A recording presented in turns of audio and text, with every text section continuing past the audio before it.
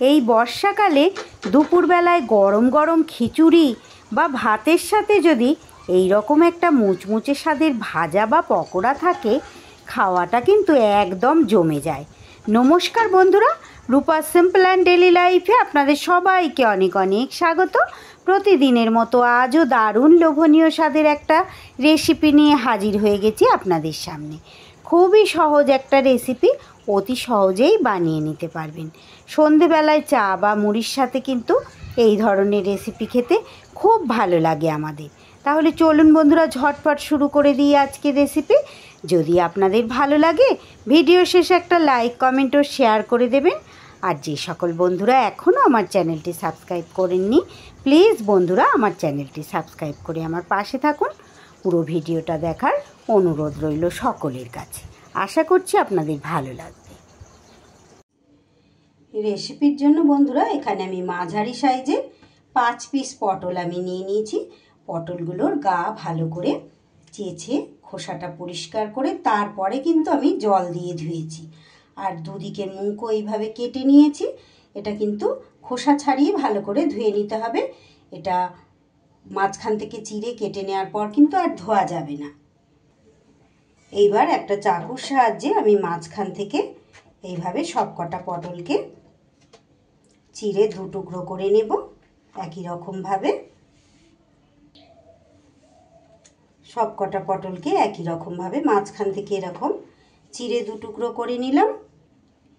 এইবার একটা চামচের সাহায্যে পটলের এই মাঝখানের শাঁসটাকে বের করে নিতে হবে। সব কটা পটলের টুকরোকেই এইভাবে মাঝখানের শাঁসগুলো আমি বের করে নেব।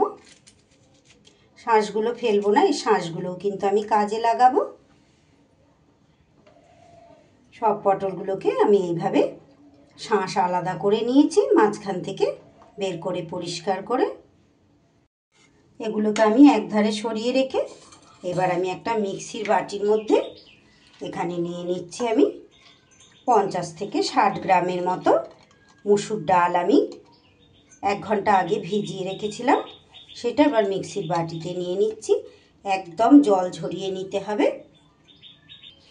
জল ঝরিয়ে ডালটা নিয়ে এরই মধ্যে এই যে পটলের যে দানাগুলো, আমি দানা এতে নেই বন্ধুরা, নরম ছিল একদম।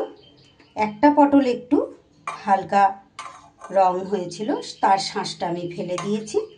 বাকি এই শাঁসগুলো কিন্তু একদম নরম ছিল। এটা আমি একসাথে ডালের সাথে দিয়ে পেস্ট করে নেব। একটা ডালটা আমি পেস্ট করে এখানে একটা বাটির মধ্যে ডালের পেস্টটা নিয়ে নিয়েছি। এবার আমি এর মধ্যে কয়েকটা উপকরণ মিশিয়ে নেব। সবার প্রথমে দিয়ে দিচ্ছি একটা বেশ বড় সাইজের পেঁয়াজ। পেঁয়াজটাকে কিন্তু আমি খুব ছোট ছোট করে কুচিয়ে নিয়েছি। এবার দিয়ে দেব হাফ চামচের মতো আদা রসুনের পেস্ট। আমি এখানে আদা রসুনের পেস্ট ব্যবহার করলাম বন্ধুরা। আপনারা চাইলে এখানে আদা রসুনের কুচি নিয়ে নিতে পারেন, মানে কুচিয়ে আদা রসুন অল্প পরিমাণে দিয়ে দিতে পারেন। দিয়ে দিচ্ছি স্বাদ মতো নুন, দিয়ে দিচ্ছি সামান্য একটু হলুদের গুঁড়ো। ঝালের জন্য এখানে আমি নিয়ে নিচ্ছি চিলি ফ্লেক্স। আপনারা বন্ধুরা চাইলে এখানে চিলি ফ্লেক্সের জায়গায় আপনারা কাঁচা লঙ্কা কুচি নিয়ে নিতে পারেন। একটু চটপটা স্বাদ আনার জন্য এখানে দিয়ে দিচ্ছি আমি চাট মশলা। এইবার সব শেষে দিয়ে দেব বন্ধুরা বাইন্ডিংয়ের জন্য আমি এখানে ছোট চামচের 2 চামচ বেসন। বেসনটা যতটা কম ব্যবহার করা যাবে ততই কিন্তু টেস্ট হবে। ডাল বাটার সময় আমি একদমই জল ব্যবহার করিনি, তবুও ডালের মধ্যে তো একটা জলভাব ব্যাপারটা থাকেই, তাই ওই অল্প পরিমাণে আমি একটু বেসন নিয়ে নিলাম। এইবার সব কিছু খুব ভালো করে মিশিয়ে একটা সুন্দর ডোয়ের মতো তৈরি করে নিতে হবে। এই রেসিপি বন্ধুরা আপনারা গরম ভাতের সাথে তো ভালো লাগবেই, 1 হাতা ডাল দিয়েও খেতে পারেন, বা শুকনো গরম গরম ভাতে কাঁচা লঙ্কা দিয়ে দারুণ লাগে। সেই সাথে বন্ধুরা এই রেসিপি কিন্তু এই বর্ষাকালে গরম গরম খিচুড়ির মধ্যে কিন্তু দারুণ লাগবে, ভীষণ ভালো লাগবে। আর তারই সাথে আপনারা চায়ের টেবিলেও কিন্তু এটা সন্ধেবেলা স্ন্যাক্স হিসেবে বা মুড়ির সাথে এই পটলের রেসিপিটা কিন্তু আপনারা খেতে পারবেন। খুব ভালো করে আমি সব কিছু মিশিয়ে নিয়েছি।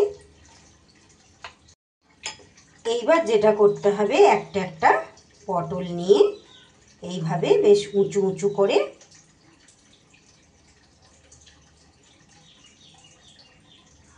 পুর ভরে নিতে হবে। এইভাবে সব কটাতেই আমি কিন্তু পটলগুলোতে একটু হালকা করে নুন মাখিয়ে রেখে দিয়েছিলাম বন্ধুরা, তাহলে একটু স্বাদটা ভালো লাগবে। এই কাজটা আগে থেকে করে রাখতে হবে।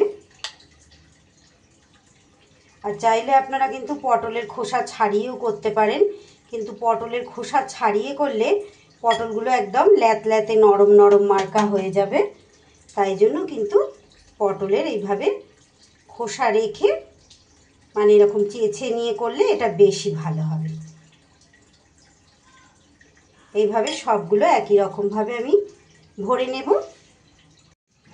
সব পটলগুলোকেই কিন্তু আমি এইভাবে একদম রেডি করে নিয়েছি। এবার এদিকে গ্যাসে আমি প্যান বসিয়ে দিয়ে দিয়েছি আমি রাইস ব্র্যান অয়েল। তেল বেশ ধোঁয়া ওটা গরম হয়ে গেলে এইবার পটলগুলোকে যেই দিকে পুর আছে তার উল্টো দিকে কিন্তু এইভাবে দিতে হবে। গ্যাসটাকে হাই ফ্লেমে রেখে এগুলোকে ছাড়তে হবে। তারপরে একটু পরে গ্যাসের ফ্লেমটা কমিয়ে দিলে চলবে। একটা দিক যখন বেশ এরকম লাল লালভাবে ভাজা হয়ে যাবে তখন এইভাবে উল্টিয়ে দিতে হবে। আমি কিন্তু গ্যাস শুরুতে বাড়িয়ে রাখলেও তারপরে কিন্তু কমিয়ে দিয়েছি, না হলে ভিতর থেকে ভালো করে ভাজা হবে না, কাঁচা থাকবে। এইবার বেশ কিছু সময় ধরে উল্টে পাল্টে আমাকে সুন্দর করে এগুলো তেলের মধ্যে ভেজে নিতে হবে। পটলগুলো কিন্তু দুটো দিকই আমার বেশ সুন্দর লাল লাল করে ভাজা হয়ে গেছে। এবার আমি একটা একটা করে তুলে নেব। এইগুলো তুলে নিয়ে বাকি পটলগুলোও কিন্তু একই রকমভাবে আমি তেলের মধ্যে দিয়ে দেব।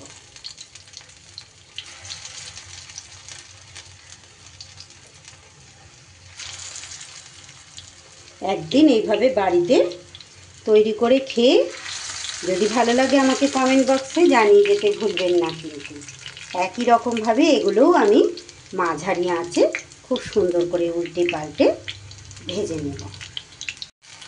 ঠিক একই রকমভাবে এগুলোও কিন্তু আমার ভাজা হয়ে গেছে। এবার তেল থেকে তুলে নেব। একটাও কিন্তু পুর বেরিয়ে যায়নি বন্ধুরা, সেটা তো আপনারা খেয়াল করেছেন নিশ্চয়ই। এতক্ষণ পর্যন্ত ধৈর্য ধরে যে সকল বন্ধুরা আমার সঙ্গে থেকে আমার রেসিপি দেখছেন তাদের সবাইকে অসংখ্য অসংখ্য ধন্যবাদ, অনেক ভালোবাসা, অনেক শুভকামনা। যে সকল বন্ধুরা এখনও পর্যন্ত আমার চ্যানেলটি সাবস্ক্রাইব করেননি, প্লিজ বন্ধুরা আমার চ্যানেলটা সাবস্ক্রাইব করে আমার পাশে থেকে যান। পাশে থাকা বেল আইকনটা ক্লিক করে রাখুন, যাতে যে কোনো রকম ভিডিও আপলোড করলে সাথে সাথে আপনাদের কাছে নোটিফিকেশান পৌঁছে যায়। এইবার এই লোভনীয় মুচমুচে পটল ভাজা দুপুরে গরম গরম ভাত বা খিচুড়ি কিংবা সন্ধেবেলায় চা বা মুড়ির সাথে পরিবেশন করে দিন। আমার আজকের রেসিপি যদি আপনাদের ভালো লাগে বাড়িতে একবার ট্রাই করতে পারেন। ট্রাই করলে অবশ্যই কমেন্ট বক্সে জানাতে ভুলবেন না যে কেমন লাগলো। আজ তাহলে আসি বন্ধুরা, আবারও ফিরে আসছি আগামী দিন এমনই কোনো লোভনীয় রেসিপির সাথে। ততক্ষণ আপনারা সবাই খুব ভালো থাকবেন, সুস্থ থাকবেন। পুরো রেসিপিটা দেখার জন্য সবাইকে অসংখ্য অসংখ্য ধন্যবাদ।